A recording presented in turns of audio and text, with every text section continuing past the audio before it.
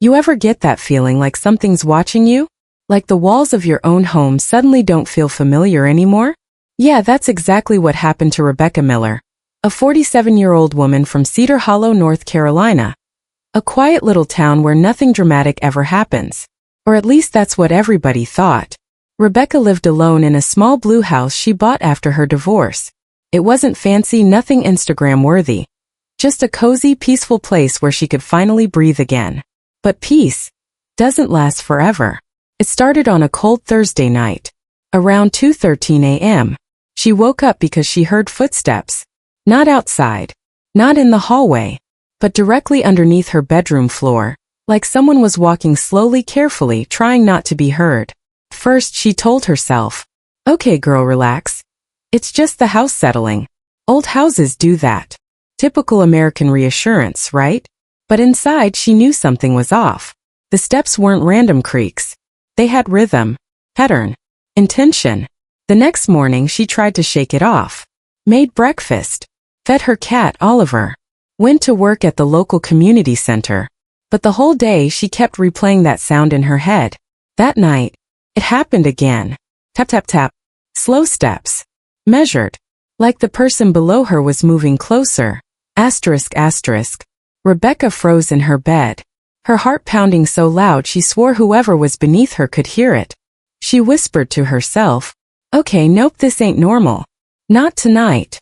But she still didn't call 911. Because honestly, who wants to be the crazy lady calling the cops for sounds? The next morning she made a decision. She grabbed a flashlight, put on her old hiking boots, and went outside to the crawlspace door, the small wooden hatch under her house. She stared at it. Something felt wrong. The padlock wasn't just loose. It was hanging open.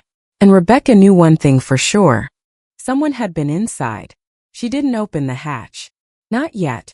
Something deep inside her, some survival instinct said, "Girl, whatever's down there, you're not ready to see it." And she was right. Because what she would eventually discover inside that crawl space would change her entire life. Forever. Rebecca didn't touch that open padlock. Not because she was scared. Okay, she was very scared. But because something about it felt wrong. You ever look at something and instantly know it doesn't belong? That was the padlock. It wasn't broken. It wasn't rusty. It wasn't even scratched. It was just open, like somebody had gently unlocked it with a key and walked right in. Rebecca stepped back, her breath forming pale puffs in the cold morning air. "Okay, nope. This ain't adding up," she muttered. She circled around her house, checking windows, doors, anything that could have been tampered with. Everything else looked normal. Then she noticed something she'd missed the night before. Right under her bedroom window. Footprints. Not animal. Not boots. Bare feet. Large. Wide. Someone had been standing directly under her window watching. Asterisk, asterisk. Rebecca's stomach dropped. She knelt down, inspecting the ground, but the footprints ended abruptly near the grass. Whoever it was, they knew how to avoid leaving a trail. She went inside, locked every door, and sat at her kitchen table with a cup of coffee she couldn't even drink. Her hands were shaking too much. Oliver, her cat, jumped onto her lap, but even he seemed unsettled, ears perked, eyes fixed on the floor, tail twitching. Animals know things. They always do. That night things escalated. It was around 1:47 a.m. when Rebecca woke up again.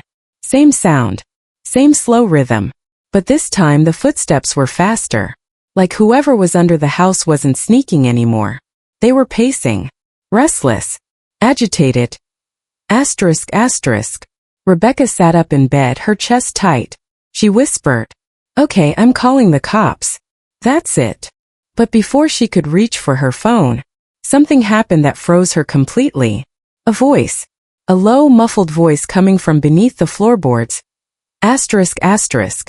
She couldn't make out the words. Just the tone. A slow whisper. Rhythmic. Like chanting. Rebecca covered her mouth with both hands. Her heart thumped against her ribs. She thought she was gonna pass out. Then came the part that shook her to her core. Her bedroom floor lightly trembled. Just once. A single push upward, like someone pressed their hand against the underside of the floor. Asterisk, asterisk. Rebecca shot out of bed, grabbed her keys, and ran out of the house barefoot. She didn't stop until she was inside her car, locking the doors, shaking, crying, trying to breathe. She drove to the 24-hour diner down the street, the only place open at that hour.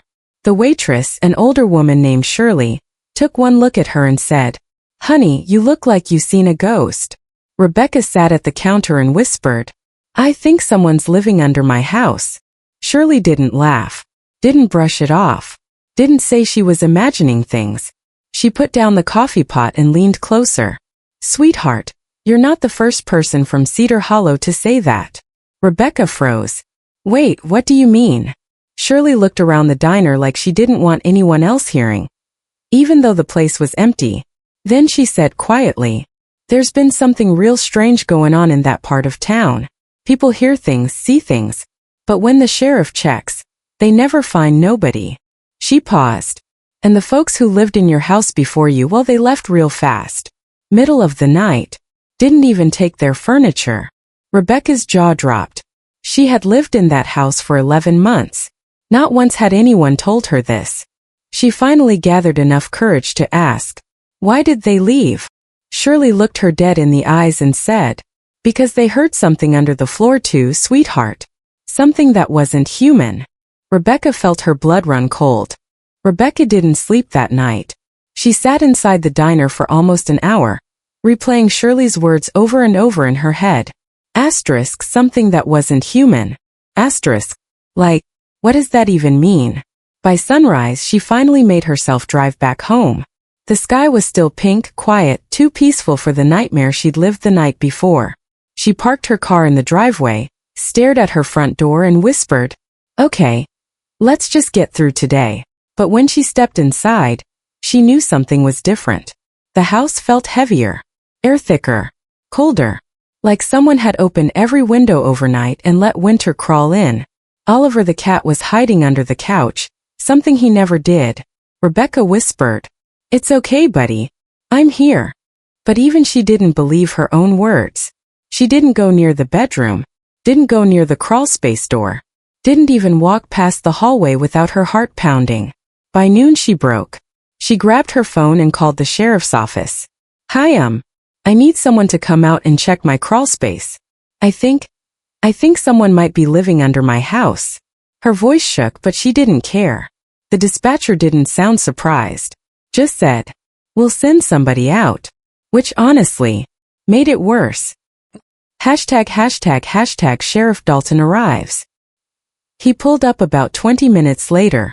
Tall, mid-50s, heavy boots, mustache. The classic small-town sheriff look. "Miss Hale?" he asked, stepping out of his SUV.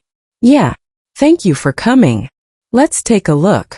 He didn't ask questions at first. Didn't joke. Didn't assume she was exaggerating. He just followed her around the house, checking windows, walking the perimeter, shining a flashlight under the siding. Then he crouched near the crawlspace door. The padlock was still open. Sheriff Dalton didn't touch it, didn't move, didn't breathe for a second. Then he said something that immediately made Rebecca's stomach drop. "That's not the lock I saw on here last year." Rebecca blinked. "What?" He stood up, dusting off his hands. "The original lock was rusted solid. I remember that. I told the old owners to replace it because it was barely holding on." Rebecca swallowed hard. "So, somebody changed it?" "Looks that way." He motioned her back. "Stay behind me." He pulled the door open and ducked inside. Rebecca stood there hugging herself, heart pounding, listening to him move around under the house. It was silent for a long time. Too long. Finally he crawled back out, face tense. "No one's under there now," he said, standing and brushing dirt off his jacket. Rebecca felt both relieved and terrified. "Then what am I hearing?" He didn't answer. Just looked at her house like he was piecing something together. After a long moment, he said quietly, "Did you ever meet the family who lived here before you?" "No," Rebecca whispered. "Why?" Sheriff Dalton hesitated. The kind of hesitation that tells you the truth isn't simple. "They left in a hurry," he said. "And they wouldn't let us do a full check of the property. Said the house was cursed. Said something in the crawlspace talked to them." Rebecca felt her knees weaken. They had a daughter, about 8 years old. Sweet kid. She told me once she heard a man whispering under her bed at night. Rebecca's eyes widened. A man. That's what she said. But the father claimed it wasn't a man. He said it moved too fast. Too quietly. And its shadow didn't look right. Rebecca grabbed the edge of the porch railing, trying not to panic. Sheriff, what are you saying? He leaned closer, speaking low. I don't know what's under this house. I don't. But I'll tell you something, Miss Hale. He pointed at the open crawlspace door. Whatever's been in there. It's been there longer than you think. And it doesn't want to leave. Rebecca's breath caught. Should I stay somewhere else? She whispered. Sheriff Dalton didn't answer immediately. Then he said, if it were me, I wouldn't spend one more night alone in that house. A chill shot straight through her spine. But before he left, he said one last thing. And this was the part that kept her awake for nights. Miss Hale, if you hear it again, don't respond. No matter what it says. Rebecca froze. What do you mean? He opened his truck door, paused and said, because if you answer it, you're inviting it into more than just your house. Then he drove away, leaving Rebecca standing in her silent yard, with the crawlspace door still wide open. Rebecca didn't go back inside for a long time. She stood on her porch holding her arms tight against her chest, staring at that dark crawlspace door like it might blink back at her. Sheriff Dalton's words played over and over in her mind. Don't respond to it. No matter what it says. What kind of advice was that? What was she not supposed to answer? Person? An animal? Something else entirely? Rebecca finally forced herself to go back inside. Only because she couldn't stand on the porch forever, and she refused to let fear own her home. But the second she stepped in, she felt it again. That pressure. That heaviness. Like the house was holding its breath. Oliver the cat was still hiding under the couch. He hissed when she tried to pull him out, and Oliver never hissed. That alone scared her more than anything the sheriff had said. ####, the scratching begins. Around 6 p.m., just as the sun was disappearing behind the trees, she heard it. A faint sound. Soft. Slow. Barely noticeable. Scratching. Coming from the hallway wall. Rebecca froze mid-step. She held her breath. Listened harder. Then it came again. A little louder. Scratch. Rebecca backed up slowly until her shoulders hit the kitchen doorway. She whispered to herself, Nope, I'm not doing this today. But the scratching didn't stop. It moved. From the hallway, to the corner of the living room, to right under her bedroom floor. Like something was crawling inside the walls. Rebecca grabbed her phone, ready to call the sheriff again, but before she could dial, the scratching stopped. Silence. But that silence wasn't comforting. It was tense. Like whatever was moving around had paused, listening. She turned off the lights, sat on the couch, knees pulled to her chest, and waited for something. Then, a soft knock. Knock. Not on the door. Not on the window. From under the floor. Rebecca slapped a hand over her mouth to keep from screaming. Then she heard the voice. Low. Weak. Like someone trying to speak through a pillow. Rebecca. She froze. Her whole body went numb. The voice whispered again, louder this time, almost pleading. Rebecca, help me. Her hands trembled uncontrollably. That wasn't the sheriff. Wasn't a neighbor. Wasn't anyone she knew. And it wasn't the voice of someone dying or hurt. It was too controlled. Too calm. Too close. The whisper slid right through the floorboards, like someone's mouth was pressed directly against them. Rebecca. I can hear you. She scrambled backward, bumping into a bookshelf so hard she knocked half the books off. Her mind was racing. She wanted to run, but her legs wouldn't move. Then she remembered the sheriff's warning. Asterisk, don't respond to it. Asterisk. Rebecca clamped her hand over her mouth, trying not to make a sound. The voice laughed softly. A slow, drawn-out chuckle that didn't sound human at all. Then it said, I know you're there. Her heart hammered against her ribs. She pressed her back against the wall, trying to become invisible. I've been waiting, Rebecca. For so long. She squeezed her eyes shut, tears spilling. Then, thud. Something slammed into the floor from underneath, hard enough to shake dust from the ceiling. Rebecca let out a tiny gasp. A tiny sound. But it was enough. The voice responded instantly. "Oh, you are listening." Her blood ran ice cold. She grabbed her keys from the counter, bolted out the front door barefoot, and sprinted to her car. She didn't stop shaking until she was 10 blocks away. She pulled over near the old water tower, gripping the steering wheel with trembling hands, breathing unevenly. "Okay," she whispered. "Nope. Screw this. I'm not going back. Not tonight. Not alone." But then something hit her. Something she hadn't even considered until now. The voice. It had called her by her name. No one under her house should have known her name. No one human, at least. And she realized something even worse. It didn't ask to come inside. It acted like it was already part of the house. Already connected. Like it had always been there, waiting for the right moment to speak. ***. Rebecca stared at her shaking hands and whispered, "What the hell is living under my house?" Rebecca sat in her car for what felt like an hour.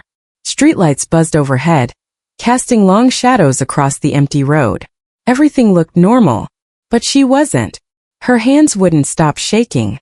Her breath wouldn't settle. And no matter how far she drove, she still felt like something was following her. Not physically, not in the rearview mirror, but in her mind, in her bones. Like that whisper had crawled inside her head and refused to leave. She finally texted her coworker Emily, "Can I crash at your place tonight?" The reply came fast. "Of course. Are you okay?" Rebecca didn't even know how to answer that. She drove straight to Emily's small townhouse on the other side of Cedar Hollow. Warm lights. Pizza smell from next door. Kids' bikes on the sidewalk. A neighborhood that felt alive. Unlike her own, which felt like it was holding secrets under every floorboard. Emily opened the door before Rebecca even knocked. "Girl, you look like you just ran from the apocalypse. What happened?" Rebecca forced a laugh, but her eyes were already watering. "I don't want to talk about it yet. I needed to get away from my house." Emily hugged her tight. "You're staying here. I don't care what's going on."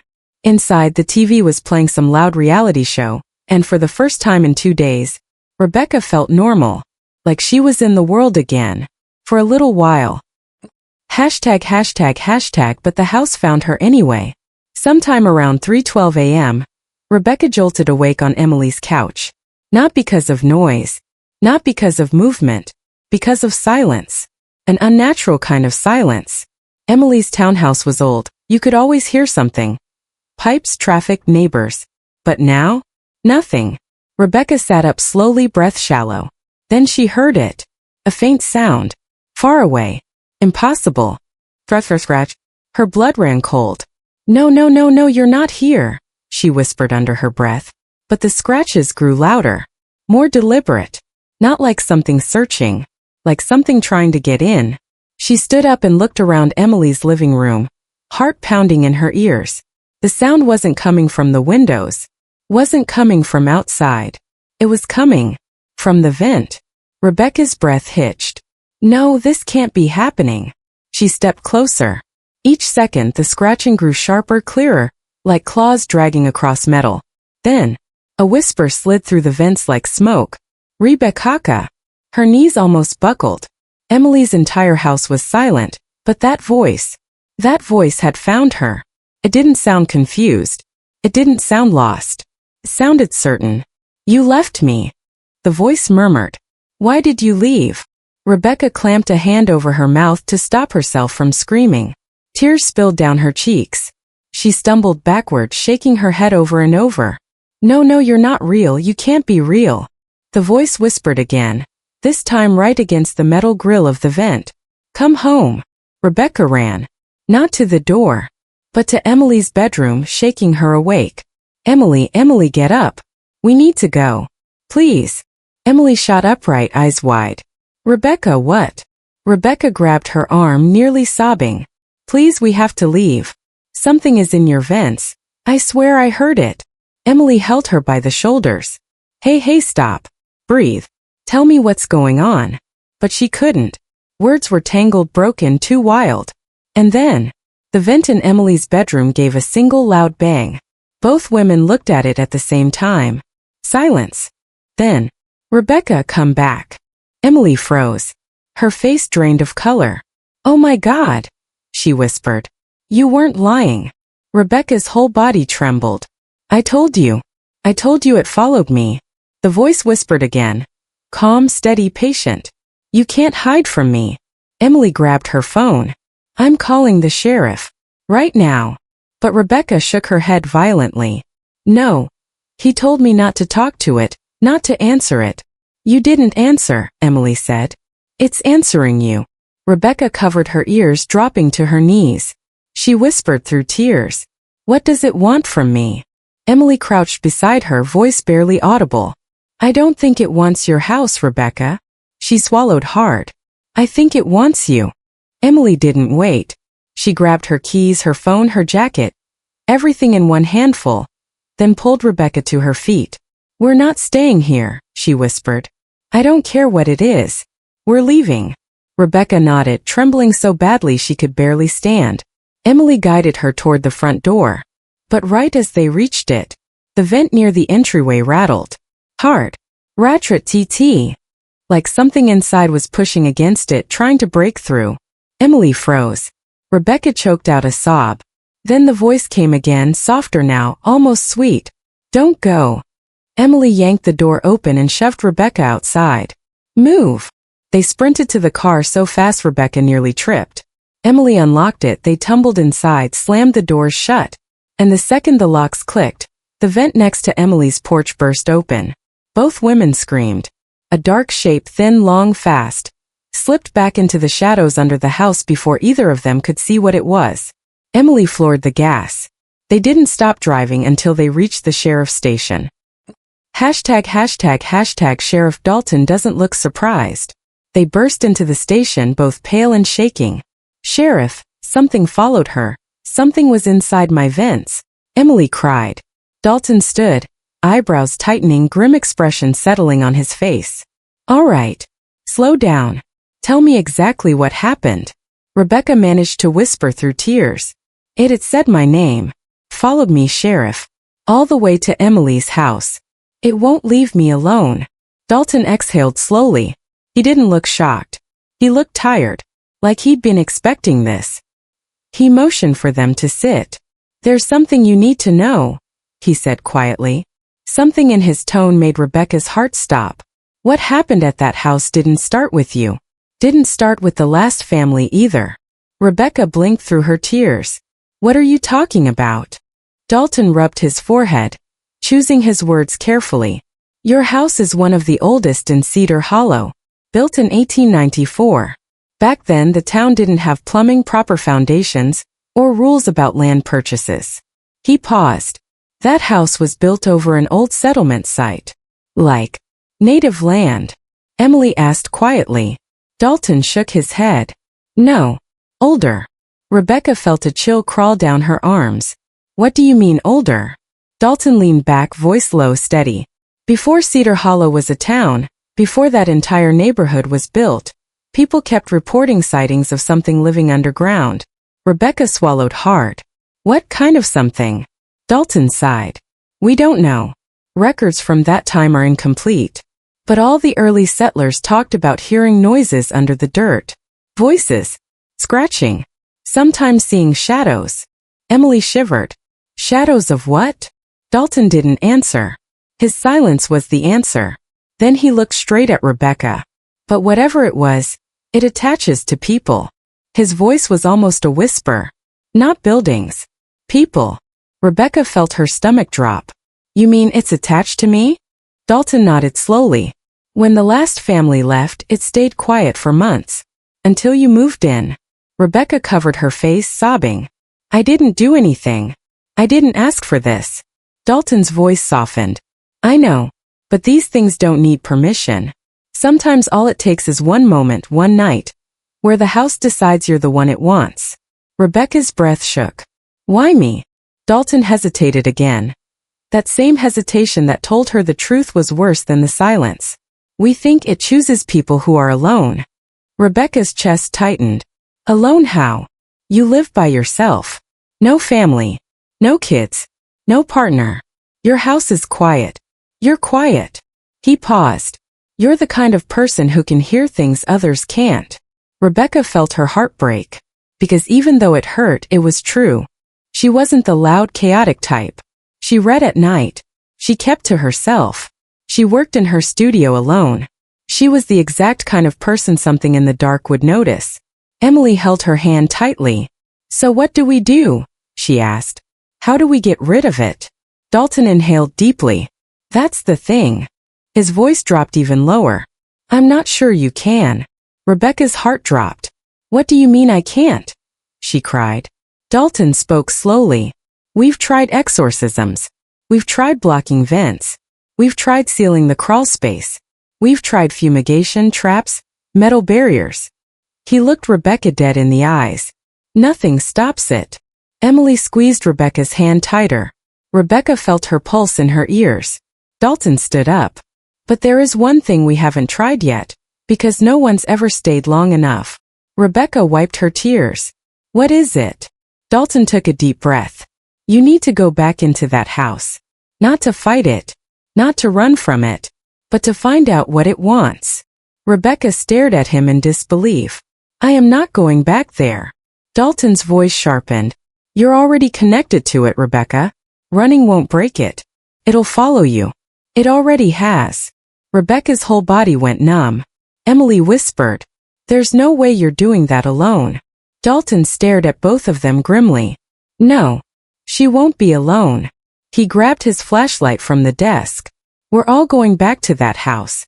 Tonight. The next morning rolled in slow, like the world itself was tired. Evelyn barely slept. Her mind kept replaying that shadow in the hallway, those whispers in the walls, and that slammed door that didn't make a sound. Around 7 a.m. her phone buzzed. Unknown number. She hesitated. In America, unknown numbers usually mean telemarketers, scams, or bill collectors, but something inside her said, pick it up. She did. What she heard wasn't a voice. It was breathing, slow, shaky, almost like someone was trying not to cry. Evelyn froze. Hello? Who is this? She asked, trying to sound tough even though her hands were shaking like crazy. The breathing stopped. Then a voice, small, young, terrified. Auntie, please don't let her find me. Evelyn's heart stopped. It was the little girl's voice, the same one she had heard whispering in her house last night. She pressed the phone to her ear, her pulse kicking like a drum. Sweetheart, where are you? Who's trying to find you? The girl sobbed quietly. So cold. I'm so cold, she locked me down here. Down where? Evelyn demanded. Baby, tell me where you are. But the girl didn't answer that. She whispered something else, something worse. She's standing behind you. Evelyn spun so fast she nearly fell over. But the kitchen was empty. Sunlight came through the windows. Everything looked normal. Her heart hammered against her ribs so loud she thought it might break through. Sweetheart, listen, she whispered into the phone. No one's here. You're safe. Just tell me where you are so I can help you, okay? But the line suddenly started glitching, static, crackles, faint echoing. And then the girl's voice changed. Not deeper. Not older. But wrong. Like two people speaking at the same time. Don't help her. She belongs to me now. The phone went dead. Evelyn dropped it like it burned her. Her breath came fast, short, panicked, the kind where your chest feels like it's shrinking. Nope. Nope, absolutely not, she muttered, grabbing her keys. I am not staying in this haunted Airbnb from hell. But as she rushed toward the door, a cold gust of wind slammed it shut from the inside. She screamed and backed away, clutching the counter for balance. The lights flickered. Every cupboard door opened at once. Her coffee mug fell and shattered on the floor. But she didn't hear it. There was no sound. Just silence. Then the faintest whisper crawled into her ear. Please don't leave me. Evelyn stood frozen, her back pressed against the kitchen counter, staring at the front door she knew she hadn't touched, but something else had. The cupboards creaked softly as they settled back into place, one by one, almost like whatever opened them wasn't in a hurry anymore. Evelyn forced herself to breathe. Get it together, girl, she whispered. This place is just old. Probably has drafts. Faulty wiring. Weird ghost children calling your phone. She laughed nervously. A dry, broken sound even she didn't believe. She needed to check the house. Not because she wanted to, but because something in her gut said this wasn't random. She grabbed her phone and turned on the flashlight. And that's when she saw it. A door. A door on the far side of the hallway. One she swore wasn't there yesterday. It was small, narrow, covered in old white paint that had cracked like shattered ice. The handle was rusted, and something dark stained the bottom edge, like water damage but thicker. Evelyn took one step forward. The floor creaked under her foot, loud in the unnerving quiet. Nope, nope, nope. This is some horror movie mess, she muttered, holding her flashlight like a weapon. She reached the new door. Her hand hovered over the rusty knob. It felt cold, colder than metal should ever feel. She tried to pull her hand back, but her fingers, trembling, wrapped around it anyway. She turned it. Click. The door eased open with a long, dragging groan. A staircase spiraled downward, steep, narrow, swallowed in darkness. The air pouring out felt damp, old and strangely warm, like someone had been breathing down there. She swallowed. If this is where that little girl was locked, I gotta know. Flashlight aimed ahead. She took the first step. Then the second. Then the light flickered. Don't you freaking die on me, she whispered at her phone. She reached the bottom. The basement wasn't like the rest of the rented house. This place felt ancient. Stone walls. Dirt floor. Cobwebs thick as lace. Old furniture shoved into corners. Broken picture frames. A half-rotten wooden toy horse. And in the far corner, a small chair. Child-sized. Facing the wall. Her breath hitched. She walked slowly toward it. Each step felt heavier than the last. Then she saw something carved into the wall above the chair. For words. She sits with me. Evelyn staggered backward, her vision blurring for a second. Okay, what the hell? And then, a sound behind her. Like tiny feet stepping on gravel. She spun around. Flashlight shaking in her hand. Breath locked in her throat. But no one was there. Then the temperature dropped so suddenly her breath fogged in the beam of light. A soft whisper drifted through the dark. Auntie. Don't leave me down here alone again. Evelyn whipped her light toward the voice. And this time she saw her. A little girl. Bare feet. Thin tangled hair. A white dress stained at the hem. Skin pale like she hadn't seen sunlight in years. But the face. The face wasn't a child's. It was shifting. Like something beneath the skin was trying to push through. Evelyn gasped and stumbled back, tripping over an old crate and hitting the floor hard. The girl tilted her head, bones audibly cracking. Why'd you leave me last time, Auntie? She whispered. Her voice layered the same way it had sounded on the phone. Evelyn tried to scramble up, but her legs felt like they were filled with sand. I don't know you, she said desperately. You've got the wrong person. The girl's mouth curled upward. Too wide, too unnatural. Don't lie to me. Her voice deepened. You came back for me. You always come back. The basement lights, which she didn't even realize were on, surged violently and burst with a snap. Everything went black. Evelyn screamed. But in the darkness, something else screamed with her. And it was much closer. Evelyn's scream tore through the pitch-black basement, swallowed instantly by the thick, warm air around her. She clawed at the dirt floor, trying to get her bearings, her heartbeat thundering in her ears. Where are you? She yelled, not sure if she wanted an answer or feared it. Behind her, a tiny giggle. High-pitched. Soft. Wrong. She spun blindly, her hands sweeping through the darkness like she was trying to swim her way out. Her phone flashlight flickered, one tiny dying pulse, then snapped back on for half a second. Just long enough to see the little girl's face inches from hers. Evelyn screamed again and swung her arm wildly. Her wrist smacked against something cold. Bone? A jaw? A tiny shoulder? She didn't know. She didn't care. She scrambled up and bolted toward the stairs, her feet slipping on the dirt. Behind her, the child's footsteps pattered. Fast, frantic, too fast to be human. Don't leave me again, Auntie Evelyn. Her name. The thing used her name. No, no, no, no. Evelyn gasped, slamming into the staircase and nearly crawling up the first few steps. The child's fingers brushed her ankle. Cold. Small. But strong. Evelyn kicked wildly, her heel colliding with something that made a sharp cracking sound. A shrill cry erupted behind her, but she didn't stop. She climbed the stairs like an animal escaping a trap, Hands grabbing, feet slipping, breath burning. Halfway up, the basement door above her slammed shut on its own. No. No. She threw herself at the remaining steps, banging her shoulder into the door. She twisted the knob locked. Behind her the footsteps returned. Slowly. Tap, tap, tap. Almost playfully. Then a voice. Not a child's, not a woman's, something deeper, older. Auntie. You promised you wouldn't shut the door on me again. Evelyn's hand shook as she pounded on the door. Let me out. Let me out. For a heartbeat, the house above her went silent. And then, the lock clicked. Like someone gently turned it from the outside. The basement door creaked open, just a few inches, but enough for a thin strip of warm hallway light to hit her face. Evelyn didn't wait. She shoved the door open and threw herself out, slamming it behind her with every bit of strength she had. She twisted the lock again and again, hands shaking so violently she could barely grip it. Behind the door, a soft knock. Don't leave me down here again, Auntie.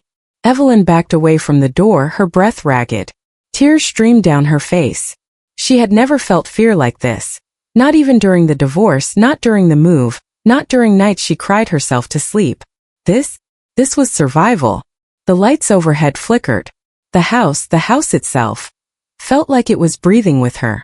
She stumbled into the living room and grabbed her purse, her keys, and a jacket she didn't even remember leaving on the couch. She needed to get out. Now. She reached the front door. Her hand barely brushed the handle. The door opened for her. Just swung open. Like the house was inviting her to leave. She didn't question it. Not for a second.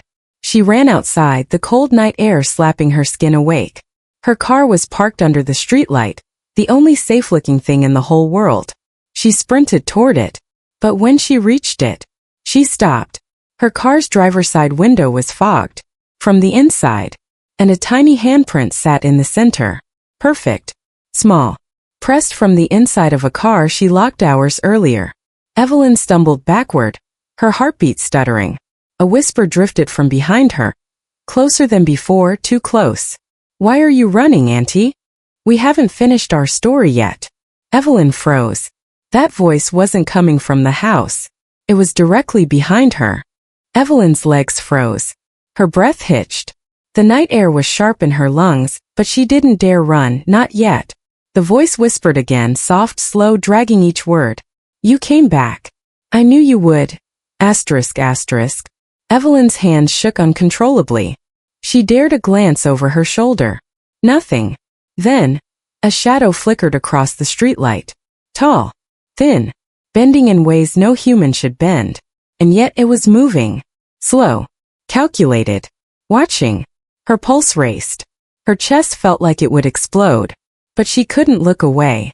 The thing, the girl? It stepped closer. The shadows stretched, folding like paper. The voice again. We're not done, our story isn't finished yet. Evelyn realized something horrifying. It didn't need the house anymore. It was following her. Everywhere she went. She turned and sprinted to her car, fumbling for the keys. The shadow followed. The whisper followed. Don't run. Auntie. It's just the beginning. She yanked the door open, jumped in, locked it. The engine roared to life. She peeled out into the street. But in the rearview mirror she froze. The shadow lingered at the edge of the streetlight. And the small, chilling handprint, like a child's, pressed itself on the back window. She slammed on the brakes. The shadow didn't move. It just waited. Patient. Eternal. Evelyn realized something she hadn't admitted before. She couldn't escape it. Not ever. And deep inside, she knew why the sheriff had warned her. Asterisk, if you answer it, you're inviting it into more than just your house. Asterisk. She hadn't answered yet. But the whisper? It didn't need words anymore. It lived in her head. Her thoughts. Her dreams. And it would wait. Forever. Until she came back again. Evelyn finally made it back to Emily's house. Hands shaking, heart racing, still gasping for air like she'd run a marathon in the dark. She sank onto the couch, wrapping herself in a blanket. Oliver, yes, she had taken the cat from the Airbnb, curled up on her lap. The quiet was almost unbearable. Emily made her tea, sitting across from her. Neither spoke for a while. Because how do you even explain something like that? Finally, Evelyn whispered, voice trembling. I can't go back there. I don't even know if I want to. Emily put a hand on hers. You don't have to, she said softly. But it's not gone, is it? Evelyn shook her head. No. I feel it in my mind, in my chest, like it's always waiting, watching, patient. They sat in silence, the kind of silence that stretches and bends and presses against your skin. Evelyn pulled out her phone. She realized she hadn't even thought about it until now. The little girl's voice, her whispering, had left a mark. Something permanent. Her hand shook as she typed in her notes, recording every detail she could remember. Because even if she never went back, someone had to know. Someone had to remember. Night fell again. Evelyn couldn't sleep. She tried, truly she did. But the quiet of Emily's house was almost worse than the whispers. Around midnight, her phone buzzed again. Unknown number. She froze, hesitated, and finally she pressed the answer button. Hello. Silence. Then a soft, slow whisper that made her blood run cold. Auntie, I've been waiting, and I'm closer than ever. Asterisk. The line went dead. Evelyn sat in the dark, shaking. She didn't know if it was a prank, a hallucination, or if it was really following her. And then in the back of her mind she realized, it doesn't matter where she goes. It doesn't matter who she's with. It's patient. It will wait. 'Cause some things can't be escaped. And that's where we leave Evelyn tonight. If you enjoyed this chilling story, make sure to hit that like button and subscribe to the channel for more true horror stories and suspenseful tales just like this. Trust me, you don't want to miss what's coming next. And comment below, would you ever step back into that house? If you were Evelyn, I want to know your thoughts. And remember, the shadows are always closer than you think.